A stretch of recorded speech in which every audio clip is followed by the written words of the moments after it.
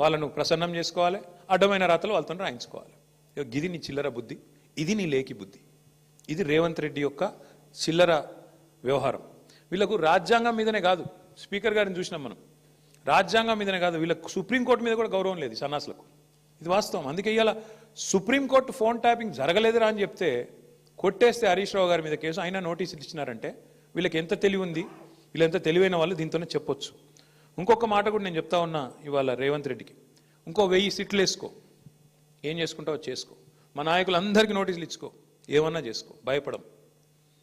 BRS Telangana ప్రజల గుండె చప్పుడు, తెలంగాణ ప్రజల గొంతు బీఆర్ఎస్, తెలంగాణ ప్రజల బలం గలం, తెలంగాణ దళం కేసీఆర్ బృందం బీఆర్ఎస్. మేము ఎవ్వరికి భయపడం, బరాబర్ కొట్లాడతాం. నీ కాంగ్రెస్ పార్టీని, నీ ప్రభుత్వాన్ని అంతు చూసేదాకా ప్రజల తరపున నిలదీస్తూనే ఉంటాం. నువ్వు ఎన్ని విచారణలనే చేసుకో, ఎన్ని రకాలుగా మా వాళ్ళని వేధిస్తున్నావు, ఈ వేదిక మీద కూర్చున్న వాళ్ళందరికీ తెలుసు. అందరికీ ఏదో రకంగా వేధింపులు, రకరకాలుగా చిల్లర పనులు చేస్తూనే ఉన్నారు. ఇంకా ఇప్పుడు ఈ అందానికి ఇప్పుడే చూసిన ఇక్కడికి వచ్చేటప్పుడు కేసీఆర్ గారికి నోటీస్ ఇస్తారట, ఏది ఈ లొటపీస్ కేసులో. ఇచ్చుకో, ఏం చేసుకుంటావో చేసుకో, ఏం భయపడం. ఏం చేసుకుంటావో, ఎన్ని అడ్డమైన స్టోరీలు నడిపించుకుంటావో, ఎన్ని కథనాలు వడ్డించి వారుస్తావో వార్చు, ఏం భయపడం. అన్నీ ఎదుర్కొంటాం. దేశంలో ఇంకా న్యాయం ధర్మం ఉంది, న్యాయస్థానాలు ఉన్నాయి, వాటి మీద మాకు గౌరవం ఉంది. తప్పకుండా నీలాంటి దుర్మార్గులతో ఎట్లా కొట్లాడాలో అట్లా కొట్లాడతాం. కానీ ఇక్కడ ఈ మొత్తం కేసులో ప్రధాన దోషి ఇవాళ ముఖ్యమంత్రి బావమరిది.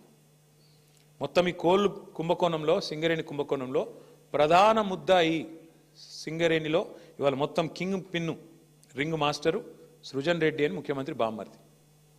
ఇదివరకు అమృత్ స్కామ్లో కూడా ఈ ముద్దాయే భాగస్వామి, ఇప్పుడు కూడా ఈ సింగరేణిలో కూడా ఆయనే ఉన్నాడు.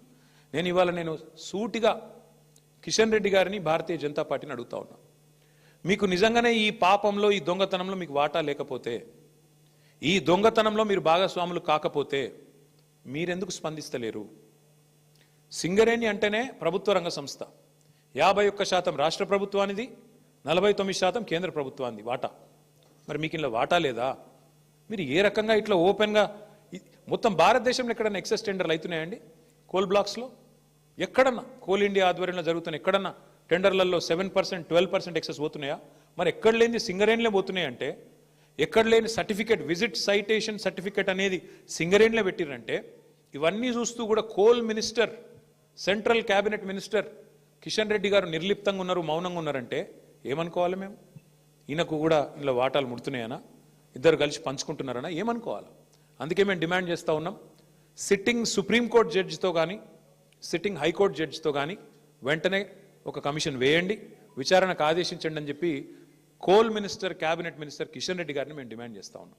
మీరు కేంద్ర ప్రభుత్వంలో ఉన్నారు కాబట్టి మీరు రాయొచ్చు డైరెక్ట్గా లెటర్, మీరు రాయండి, సుప్రీంకోర్టుకు రాయండి, సీజేకి రాసి ఇట్లా కుంభకోణం జరిగింది సింగరేణిలో, అక్కడ సెంట్రల్ గవర్నమెంట్ వాటా 49% ఉన్నది, ఇలా సింగరేణిని ఇష్టం వచ్చినట్టుగా దుర్మార్గంగా కొంతమంది చెరబట్టినారు, వెంటనే ఇందులో లోతుపాతలు చూడాలని చెప్పి ఈ సైటేషన్ సర్టిఫికేట్ ఎందుకు పెట్టినారు, ఇదివరకు మైనస్లో పోయిన టెండర్లు ప్లస్లకు ఎందుకు వచ్చినాయి, అలా సడన్గా ఇదివరకు అడ్రస్ లేని సృజన్ రెడ్డికి కాంట్రాక్ట్లు ఎట్లు వస్తున్నాయి, ఇవన్నీ బయటపడాలంటే, దొంగలు దొరకాలంటే సిట్టింగ్ జడ్జితో, సుప్రీంకోర్టు సిట్టింగ్ జడ్జితో న్యాయ విచారణ జరగాలి అని మేము డిమాండ్ చేస్తూ ఉన్నాం మా పార్టీ తరఫున.